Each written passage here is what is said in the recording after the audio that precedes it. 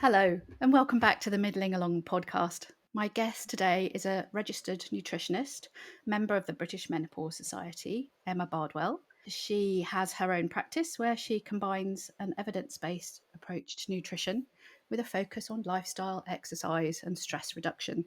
She describes herself as deeply anti-fad, believing in positive rather than perfect, which sounds pretty great to me. Welcome along, Emma. Thank you so much for having me. It feels a little odd looking at the screen and I'm seeing Emma T and Emma B.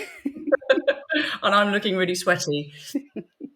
So thanks so much for coming along to talk to us about your book. It's called The Perimenopause Solution and it's out this week, which must be very exciting. It feels like it's been a long time coming, to be honest.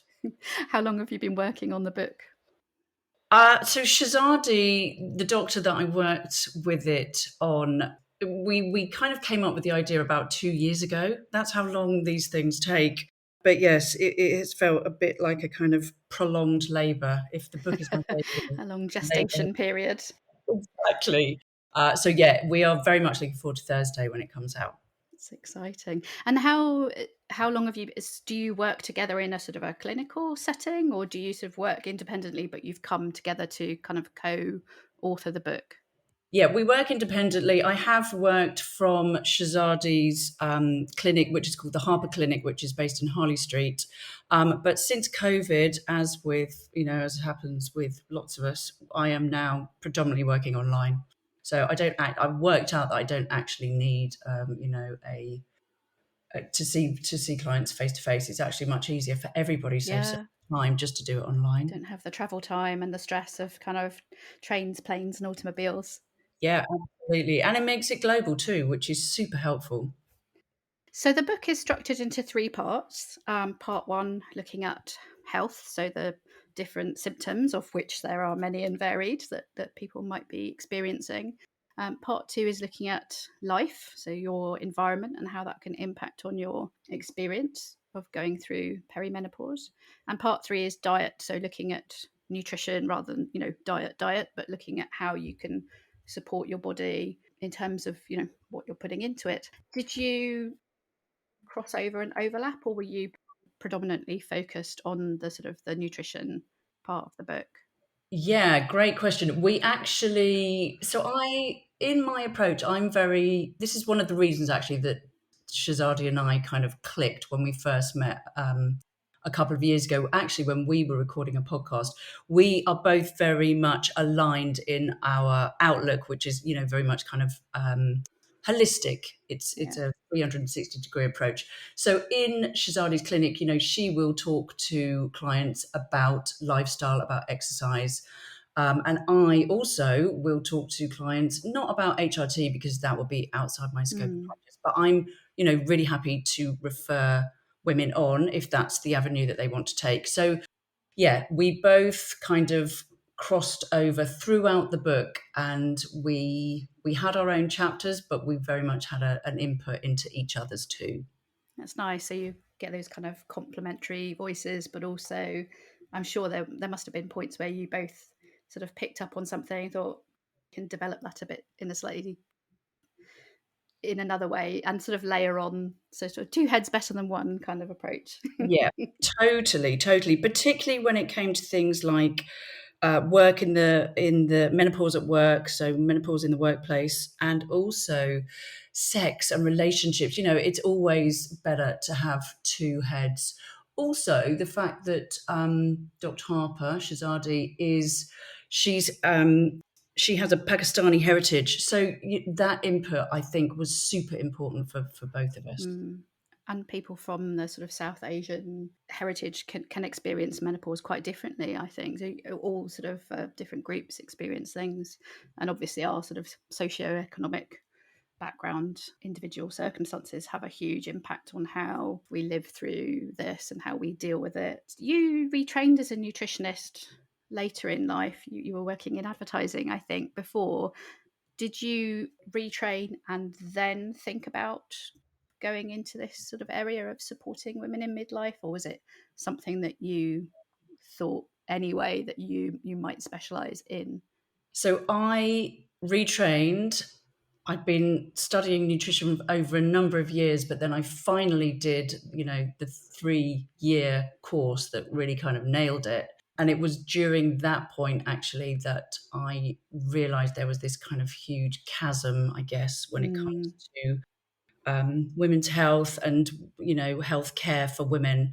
So that was something that I really, really wanted to address. And within that chasm, let's say, I was experiencing perimenopause myself, and I was noticing that lots of women were coming to me, with similar symptoms, not recognizing what was happening mm, to them. So there was definitely a huge void that needed filling, and still does, because although we are talking massively more about, perimenopause and menopause, thanks to Davina, and all the good work from all the kind of menopause warriors out there, there is still this kind of dearth. There's still very much a lack, I think, of evidence-based info yeah. that's really accessible for women, that isn't sort of woo woo or kind of pseudoscience. So essentially, that's why Shahzadi and I came up with the idea for the book. We wanted to cut through all that kind of noise and just give women the facts. But I think we really wanted to make it accessible and do it in a way that felt that we were talking to women. I think there are lots of books on menopause out there, not so many on perimenopause, but in the 2 years that we were thinking about this and writing it, a couple have come out.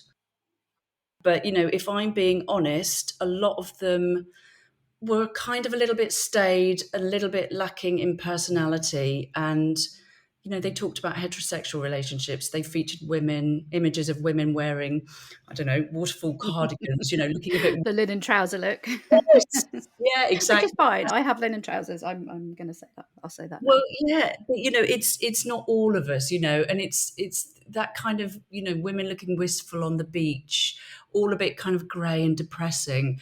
And we definitely felt that those books weren't talking to us. They certainly weren't talking to us, and they weren't talking to women like us or the clients that we were seeing. So we kind of wanted to. Our book is, I think, very much reframes midlife and perimenopause as a kind of a time for change. It's this kind of new chapter, and it's a time for positivity. We wanted to spell out the symptoms and all the myriad ways there are that you can go about addressing them, because there are lots of different avenues that you can go down. But we wanted the book to feel very modern and fresh, and in tune with the kind of women that we were seeing in our clinics all the time. So, like I said, Shahzadi comes from Pakistani heritage.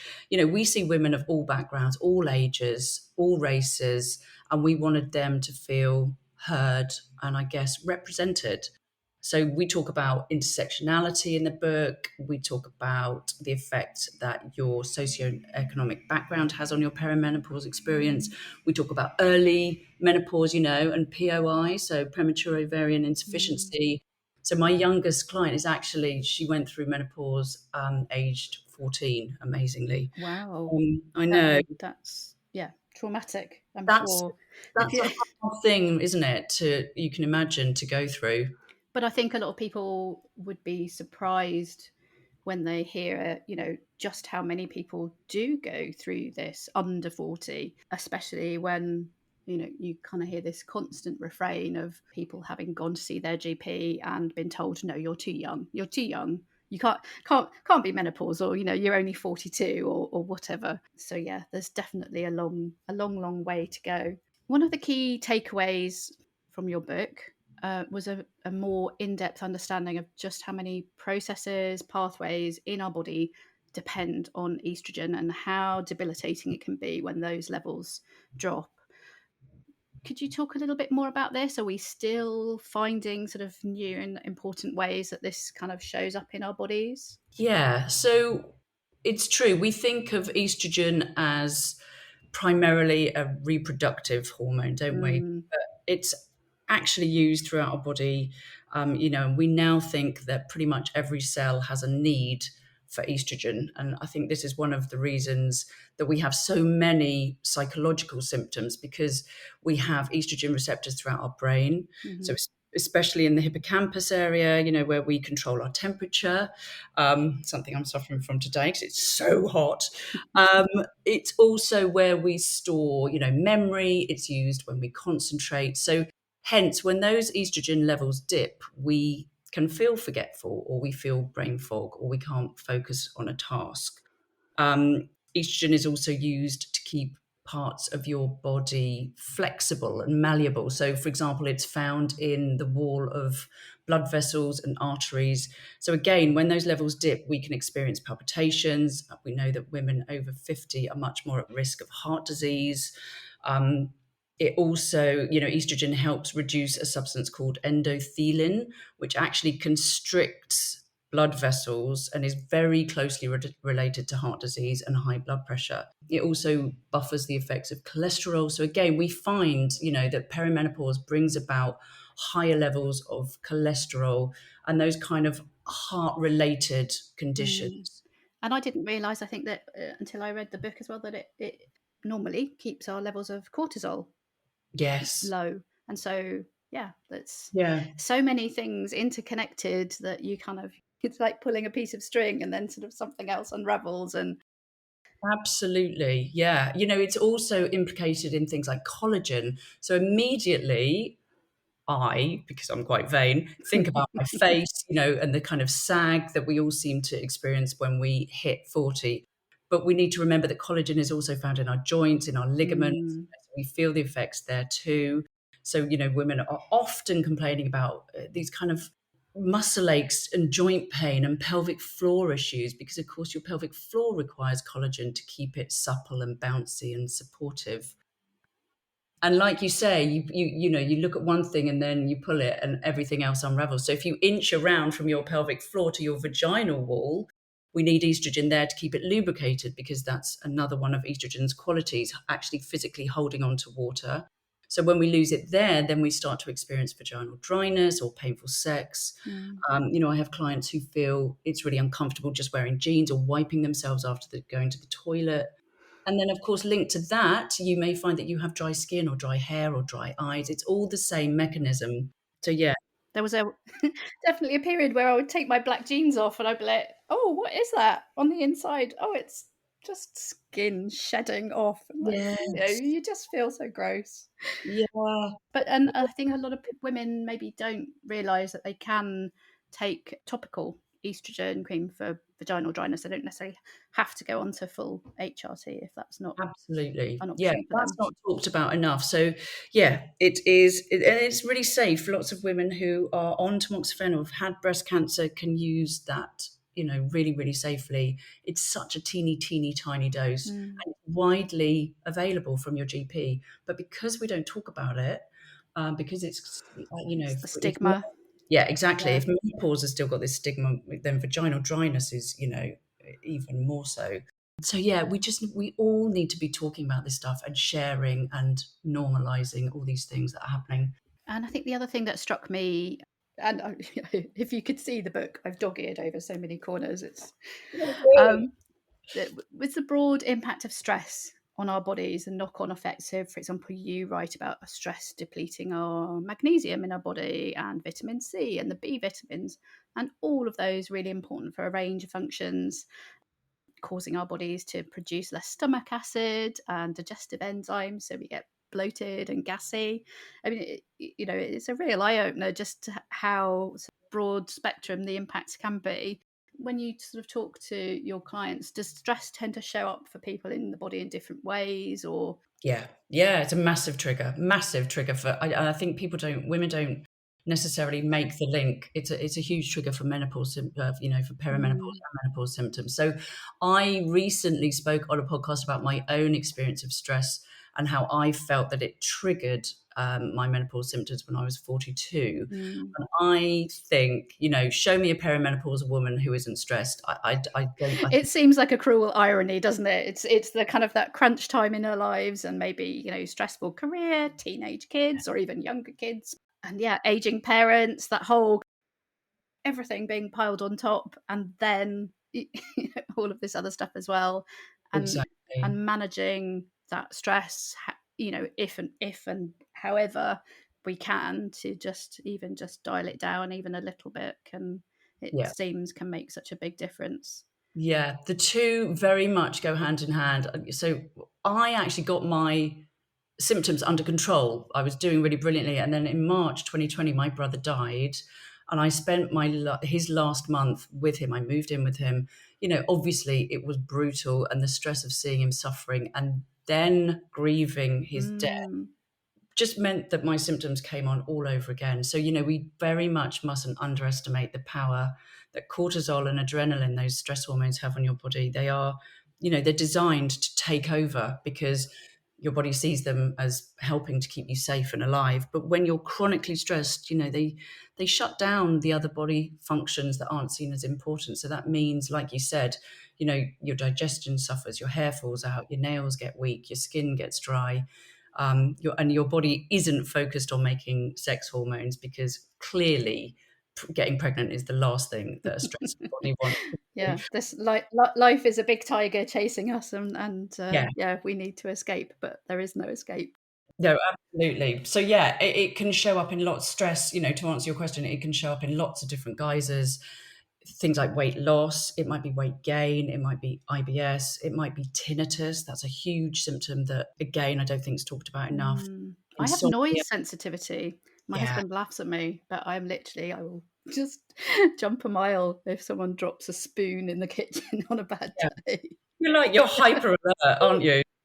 Yeah, no, that's interesting. I kind of just sort of making that connection of, yeah, if there's a cortisol spike and something kind of sets you off, then yeah, of course, that's what your body is designed to do, right? Yeah. It's just doing what we.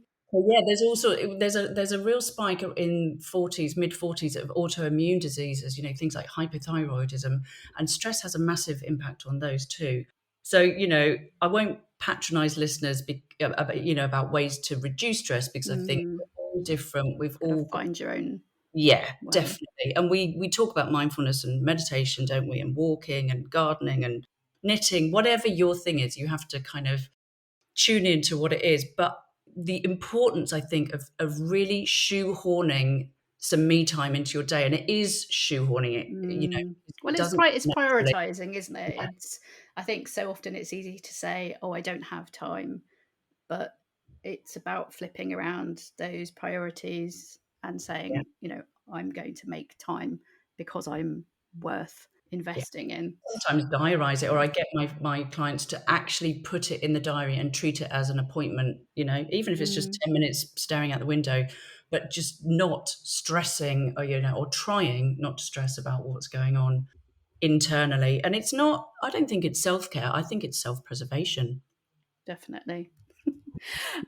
In terms of nutrition and changing perhaps the way that we eat to support the changes that our bodies are going through, it can be really overwhelming sometimes reading through the sort of list of do's and don'ts. And, we should have a certain amount of protein every day, we should have a certain amount of fiber every day, and then sort of thinking about all of the different vitamins and minerals and stuff that ideally we should be packing in there can feel a little bit just like another thing on the sort of the long to-do list. Mhm. Have you got any advice for sort of making those sort of positive changes easier to maintain and a bit less overwhelming? Yeah. So I would say stop following silly, kind of unqualified people on social media. They will just make you more stressed. Yeah, and more confused. Particularly, I think the alarm bell should always go off if they are purporting that their way is the only way. That it isn't. They don't know you. Mm, You know your body. You know what works for you. And I think there's lots of people jumping on the menopause bandwagon, selling supplements, selling diets, and they've often got discount codes. I think it's a real it issue. is a minefield. And Yeah, anyone that says, lose the belly fat in 20 days yeah, is immediately getting yeah. And off the particularly, list. I think there's a lot of entrepreneurial types, which is amazing, who've written books, but they're not qualified to be talking, in the way that they do. There's a lot of celebs, a blue tick. I always say a blue tick doesn't mean that you are qualified to give out nutrition advice. So just, I think for women listening who are feeling really overwhelmed, when it comes to nutrition, you don't need a label. You don't need to say, I am keto or I am vegan or I am paleo. Just do you, you do you. You become your kind of, almost need to become your own detective. So by keeping a diary, seeing if any foods are triggering, just trying to kind of unpick what's happening to you particularly and making changes, but not making these huge kind of grandiose statements as in, I'm going to take out sugar or Mm, I'm going to stop eating, I don't know, grains. You need to make small changes, I think, one at a time, bed them in, see if they work. If they do, brilliant. They become a just habit, and then stepping stones and yeah, just then you move gradual, on to the gradual. next one. Exactly. You can't overhaul a diet overnight. It takes time. So you've got to be patient. You've got to be consistent. Buy the book. Obviously, I'm going to say that. But No, I was just going to say it's got a great chapter in chapter 11 called Eat to Beat Your Symptoms. So, actually, because we all have a sort of this almost unique fingerprint combination of symptoms that we experience, so people can go and have a look at, what is it that's particularly troubling for me at the moment? Is there anything I can do nutrition wise to try and help mitigate that, or to sort of just to improve the way that I'm feeling? So that's really good. And the other really great bit of the book is that at the end of each chapter you've got the little sort of pulled out the key bullet points, so the bottom line, and just yeah, kind of, so I think that's really handy if you read through the book and then, like me, you're just like, well, I'm sure there were loads of things that so apart from dog earing all the corners and underlining bits, you can go back and just read the last little kind yes. of 10 lines at the end of each chapter if you want to, for a kind of a quick reminder. I'm So glad you liked that because we very much wrote it thinking of a woman who was stressed, tired, overwhelmed, and time poor. So it's not really designed to be read from start to finish. Though you can. It's almost like a perimenopause pick and mix, whereby you just go in and you sort out what is happening to you right now. Because perimenopause is a bit of a journey. It's not linear. It changes all the time. So you might have a symptom, get it nailed, and then something else crops up, right? that's all part of the fun. You're like, Yeah, what's it going to be this month? yeah. It unfolds, doesn't it? And there, we talk about those 34 symptoms, but as we say in the book, we think there's probably double that at least. So some of the things I think women will be experiencing, they don't even realize are connected to perimenopause. So yeah, it unfolds, I think, however long your perimenopause journey is. And hopefully in the book, there is something that will, which will help pretty much every single woman, I think. Yeah, I think so. I think it's just really well clearly laid out. I think you mentioned the sort of, the sex and relationship side, and I think that's something that's quite often omitted from books of this genre. But it is such a big part of things, and it is an area that people probably find perhaps the hardest to speak to somebody about, particularly a GP. I mean, maybe if you've got really, really good girlfriends, you might kind of bear all and kind of get some support there. But Yeah, it is very much a time I think when it's good to have a tribe around you that you feel comfortable with, and that might be friends. But in my experience, some of my clients are finding it hard to talk to friends because their friends just don't want to admit that they're going through it, or they don't recognize what's happening to them. So, if that is the case, then there are lots of online resources. That's the beauty. We are opening up more and we are kind of discussing this, and it's becoming less taboo and less of a stigma. yeah, So yeah, there are lots of resources out there, lots of forums, lots of menopause cafes.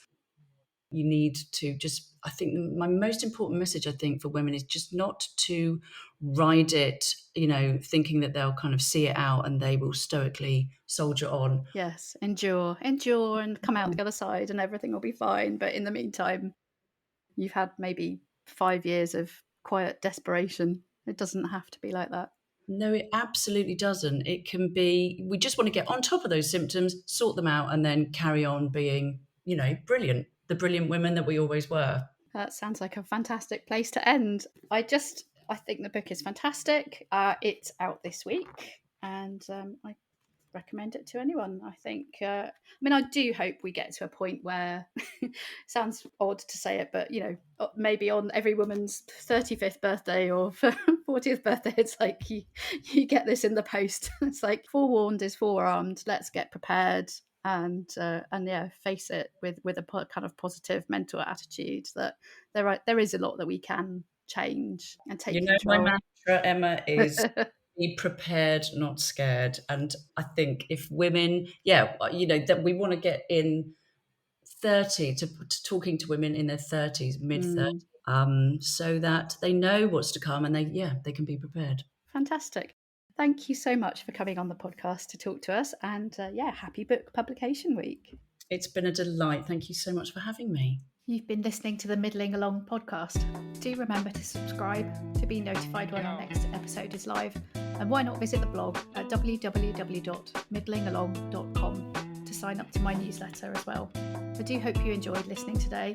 If you did, I'd be really grateful if you would consider leaving a short review, as that helps people find the podcast and helps get it noticed.